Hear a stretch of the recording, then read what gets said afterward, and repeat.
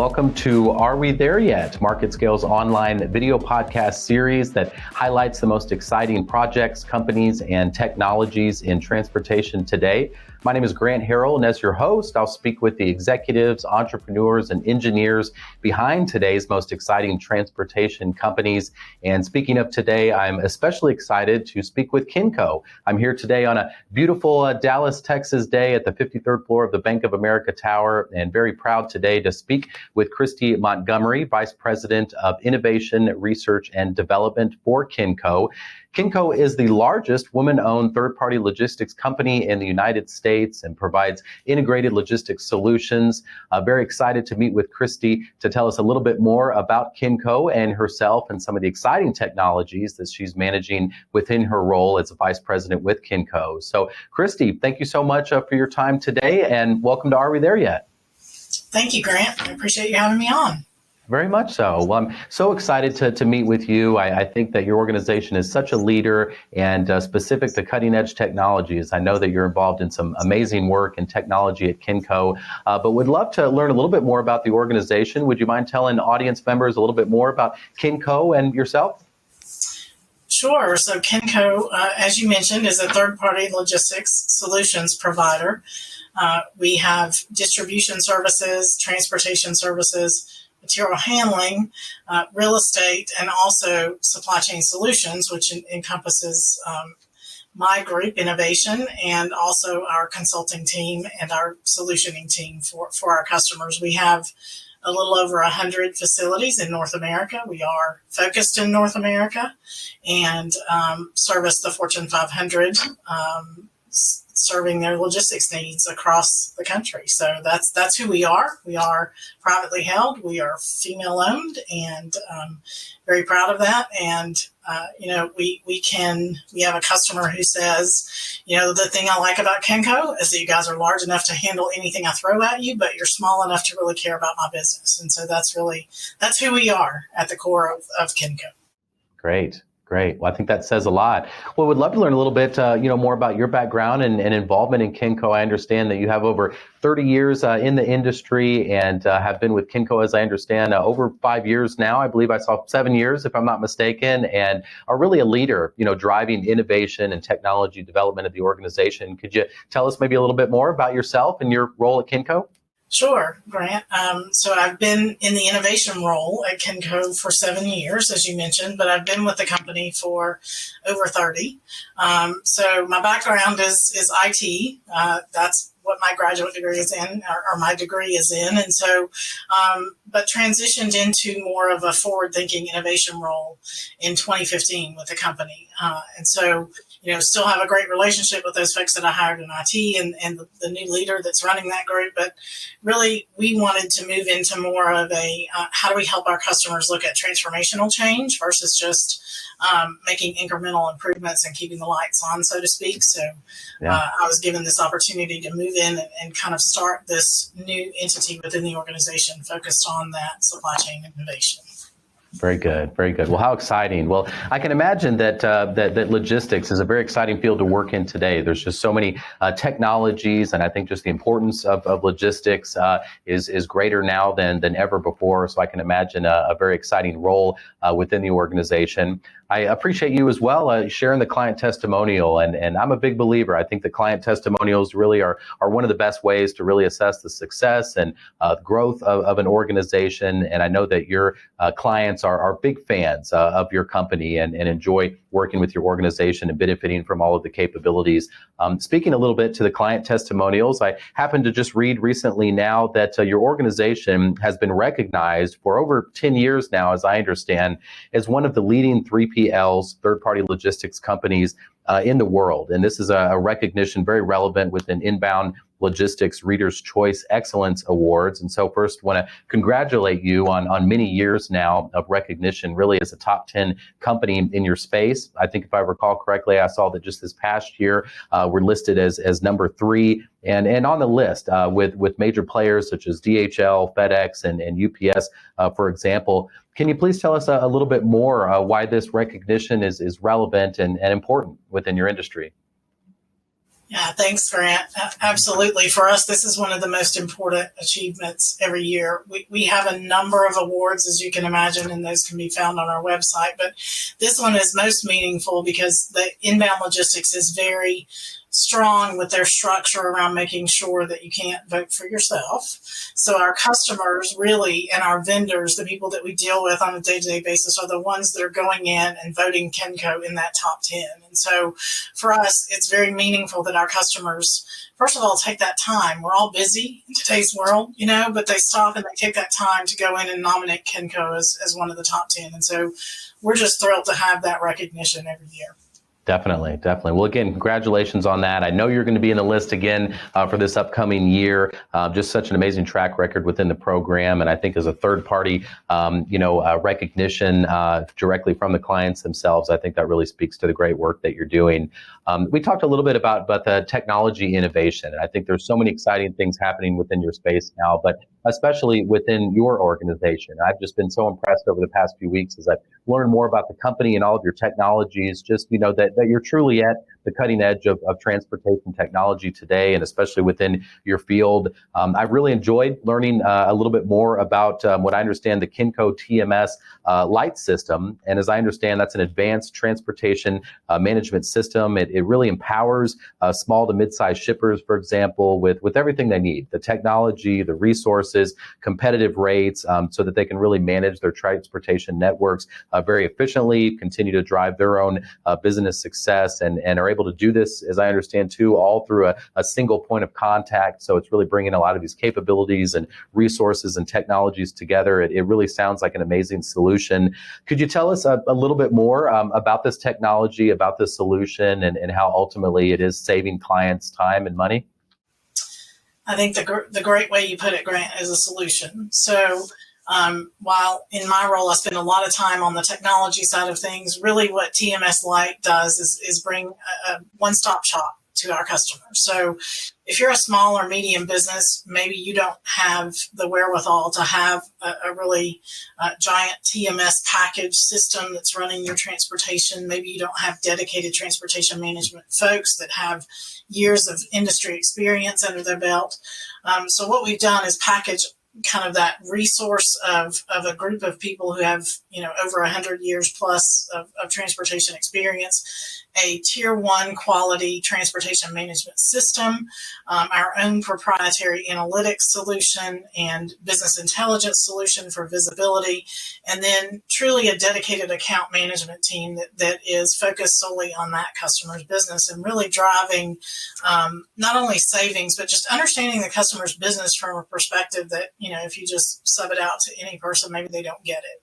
And so they can tap into our carrier pool because we have a significant amount of revenue under roof for transportation management. So it's really just gives them that easy ability to onboard in less than 30 days, to automate and digitize their workflows, really to tap into that carrier network, and then have the visibility to understand their transportation at a significant level, all in kind of that one-stop solution set that we provide for them. That's incredible. Well, that's an amazing solution. And I think, as you said, your organization really providing a one-stop shop, bringing all those capabilities together into one is incredible. And I can see how your clients are saving time and money and just making that overall process much easier to work within. So great solution that you've developed. Another thing that I found really interesting and was really impressed with was your partnership with Toyota Material Handling. And I know that they, not too long ago, recently announced a Kenco Toyota Lift as a recipient of their annual President's Award. And I understand that within that award program, they recognize top Toyota forklift dealers in North America. It recognizes dealers and organizations who really perform at the highest level in parts and service and equipment sales. So I understand you have a great partnership with that organization. Could you tell us a little bit more about the relationship with Toyota Material Handling and why achieving this recognition as well is important? This is one of the things that makes us very unique, Grant, in this third-party logistics space. So for over 40 years now, Kenco has been a Toyota material handling dealer in the Southeast. And so we have dealerships where we sell, service, and support Toyota material handling products. And We, in fact, just recently celebrated. Toyota recognized us for our over 40 years of service with them. But what they have internally is their own certification program with really high standards that dealerships have to meet to be part of this awards program. And so for us, really what this meant was validation of not only our own efforts to achieve that certification from Toyota, but we have our own operating system internally that drives the culture and all of the different guiding principles behind our organization. And it marries very well with what Toyota does with their certification program. And so it's just a validation for us of we are best in class when it comes to customer service in this partnership in the material handling space. And again, like I said, most logistics companies, certainly they provide transportation and distribution, but this material handling, sales, service, support, that's a very unique offering in our space as part of a 3PL. So we're very proud of it and the longevity of it and just that ability to offer another set of services to our customers, again, to get to that one-stop shop. That's our goal. Absolutely. Well, you're achieving the goal, and that's an incredible 40-year partnership with the organization. That's amazing.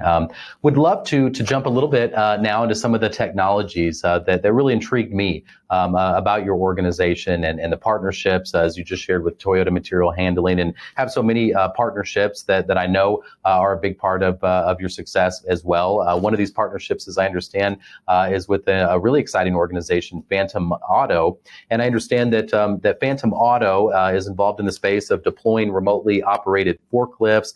You have a long-standing partnership with them, and as a 3PL provider, very proud to be deploying, as I understand, Phantom Auto's remotely operated forklift solutions within your own operations. And I think to many audience members, the idea of a remotely operated forklift in and of itself is pretty incredible. Would love to learn a little bit more about your partnership with Phantom Auto. And if you could tell us maybe a little bit of an introduction and background into their vehicles and how you're using those within your operations.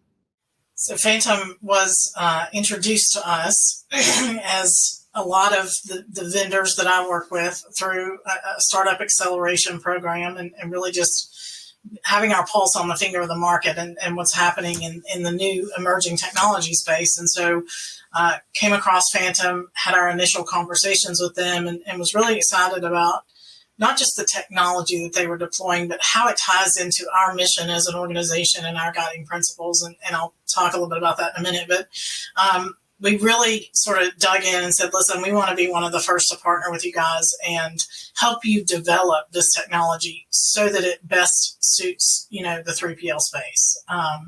And so, we started that partnership a little over a year ago, had some publication in the Wall Street Journal and Forbes around that. And today have the ability to drive one of their unmanned pallet jacks in their facility in California from my facility in Chattanooga, Tennessee, which is really cool.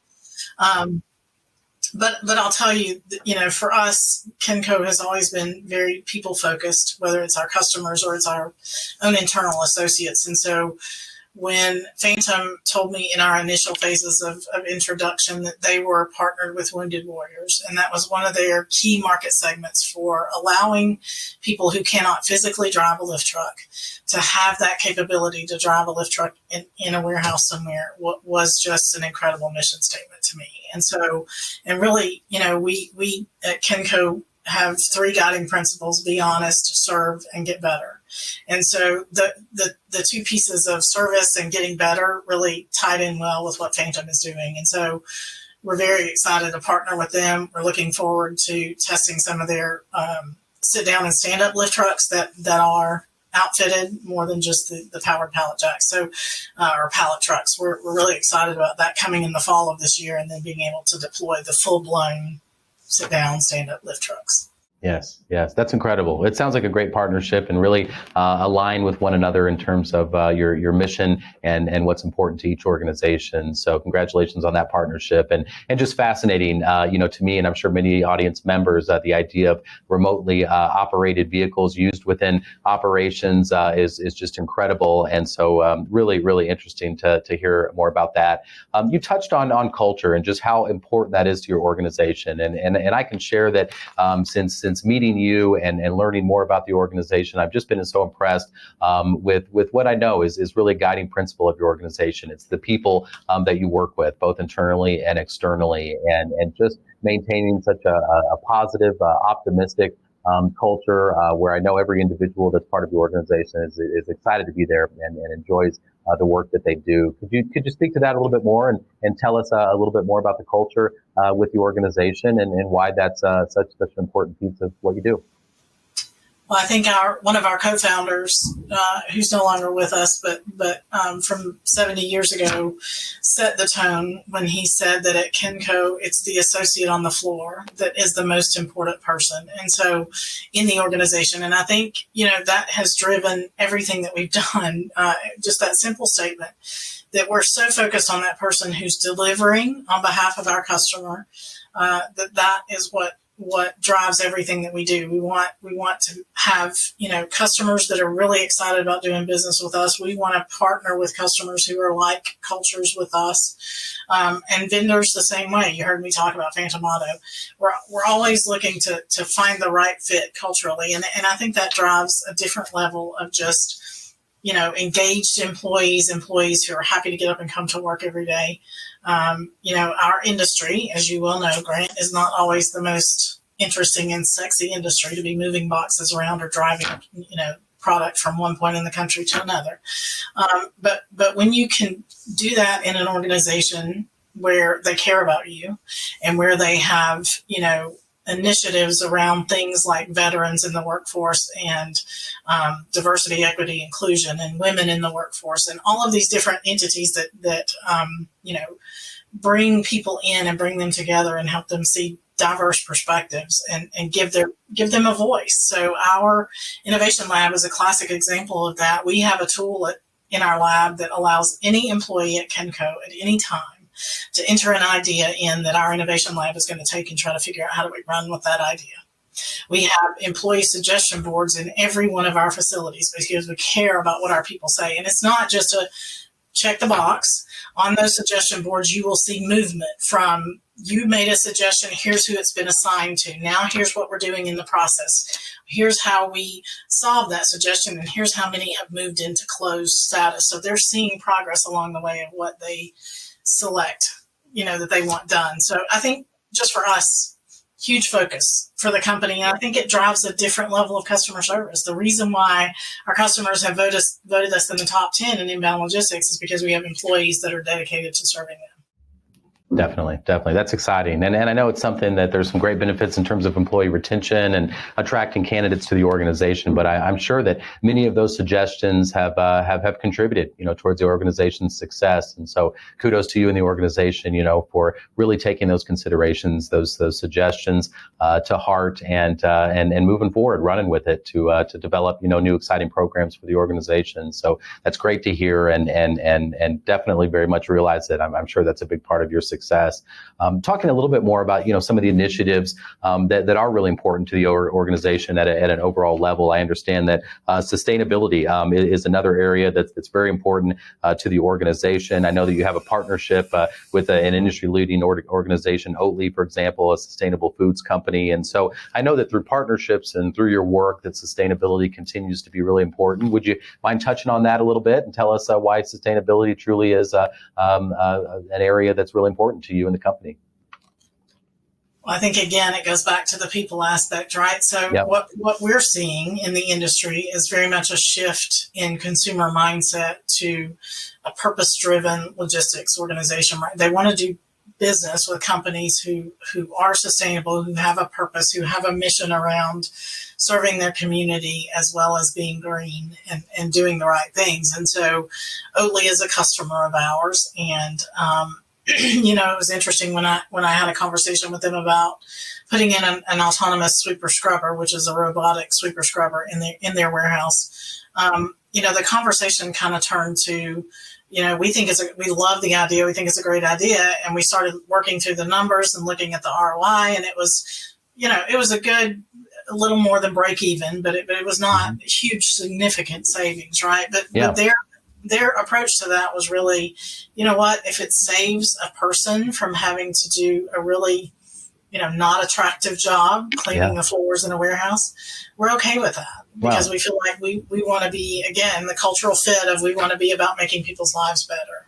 And so I think for us, we've built our own carbon footprint calculator that we help our customers then go in and look at their warehouses and their transportation operations. Even our TMSs, we have 2 different transportation management primary systems, and both of those are geared toward tracking that carbon footprint of what our customers are doing as they move their product. And then, we have a tool that helps us optimize the transportation network and optimize the distribution network. And some of that optimization is around what's your carbon footprint? How much are you traveling? What's your fuel your savings from a fuel perspective? So we have a lot of focus in that area. And I think customers have higher expectations in the last 5 years around doing business with a company that has a sustainability effort. Definitely.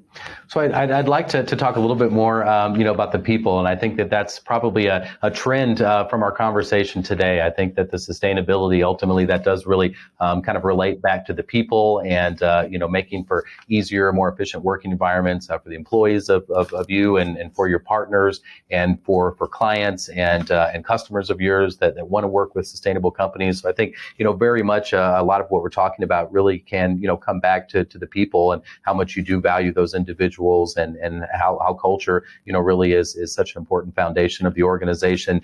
Speaking of that a little bit more, an area that I'm really fascinated about today is gamification. And specifically for audience members that aren't so familiar with this, this is the process of adding games or kind of game-like elements to tasks within organizations, really within the goal of encouraging participation. It's really grown in popularity, and really the term was kind of first introduced in 2002, and I understand that just this past year, the gamification market has exceeded about $10 billion, and so it's really a growing topic and trend in many of the industry-leading organizations today. I understand too that you're integrating some aspects of it within your operations. Could you tell us a little bit more about that?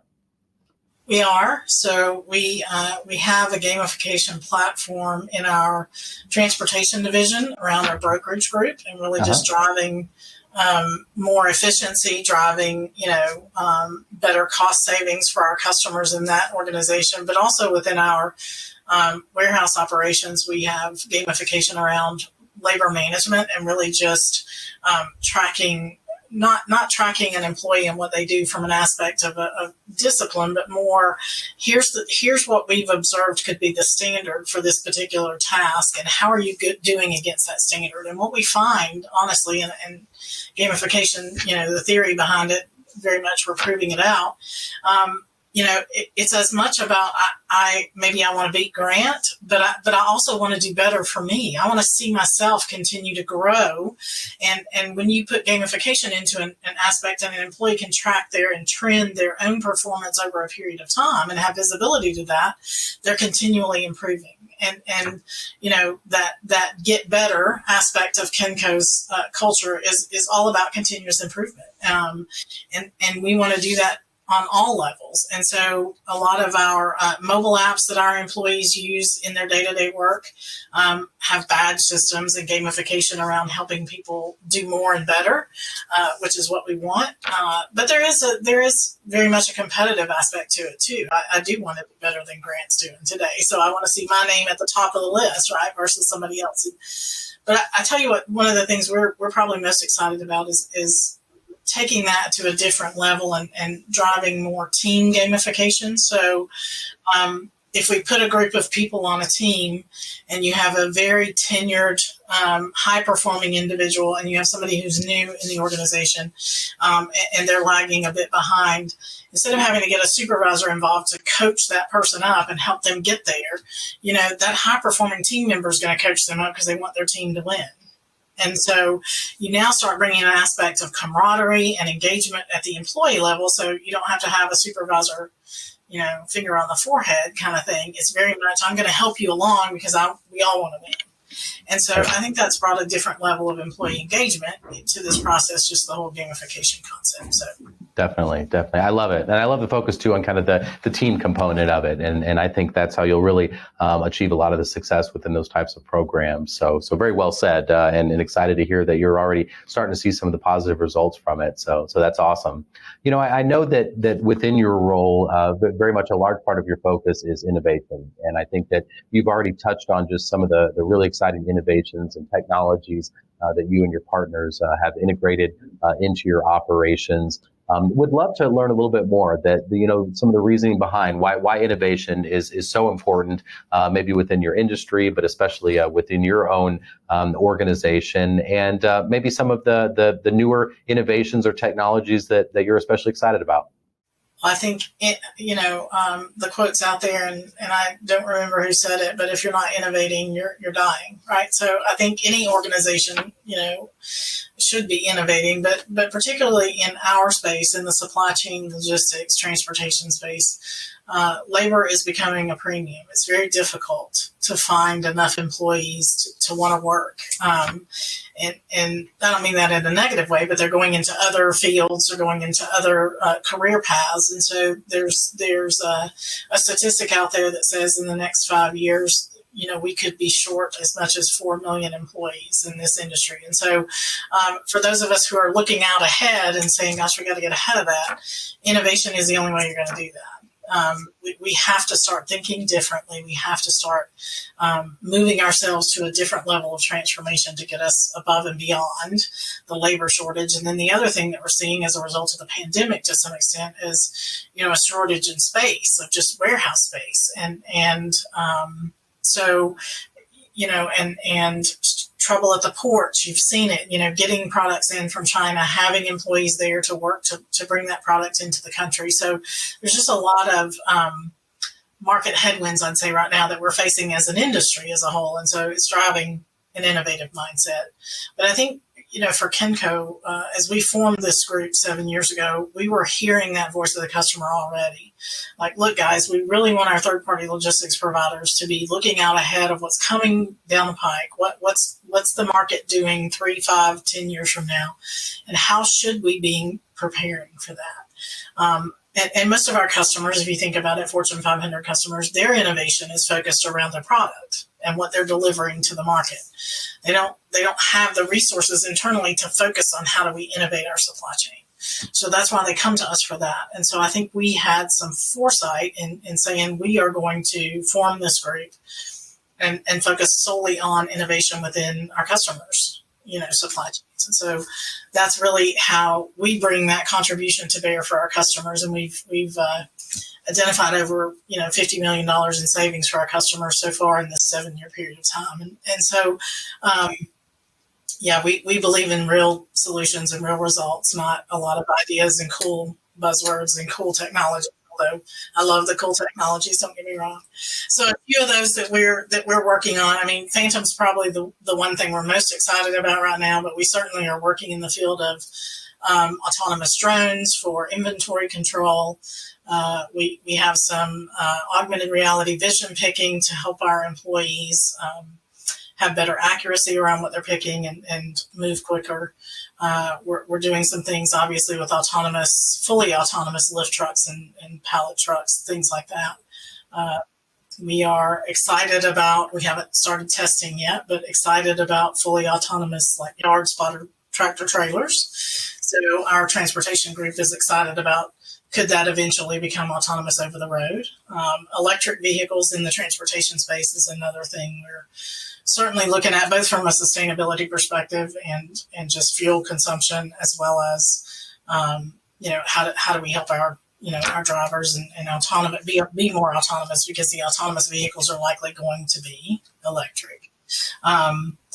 So those are a few things. Industrial IoT and just what can we do with that? A lot of safety innovations focused around, again, keeping our people, in the same shape they came to work in or better. We don't want them going home hurt. So IoT devices that help them recognize when they're moving improperly, potentially damaging their back or their neck. So just giving them visibility again. So a lot of just really exciting new technologies on the horizon. Very exciting. Yeah, you really are. Kristi, you and your organization are at the cutting edge. Augmented reality, autonomous technologies, EV technologies, drone technologies, as you mentioned, remotely controlled vehicle technologies. So it's amazing. I think you've just gone through a list of what I think are some of the most exciting technologies in the world today, and to be demonstrating some of the advantages of integrating those technologies within your field is really exciting.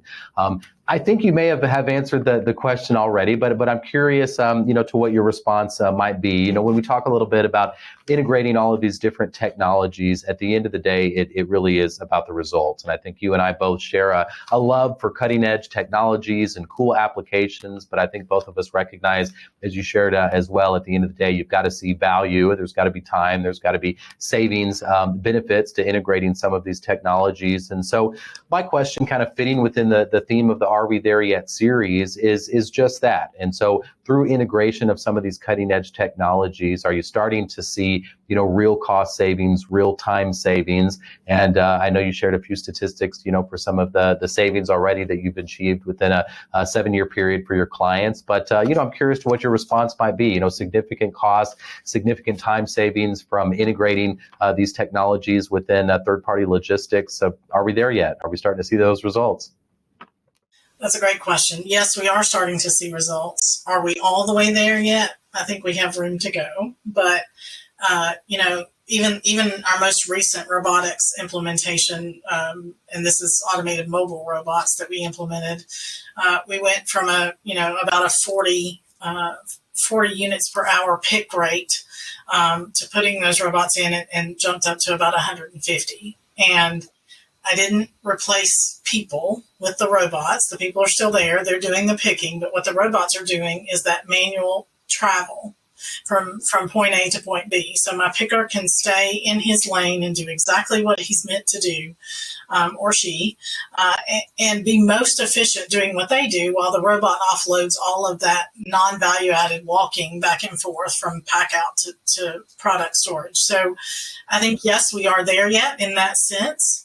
I think where we have room and opportunity to grow is really around the interoperability of all these different solutions that are out there. So a lot of automation and robotic technologies are very, what I like to call unitaskers. They do one thing and do it really well.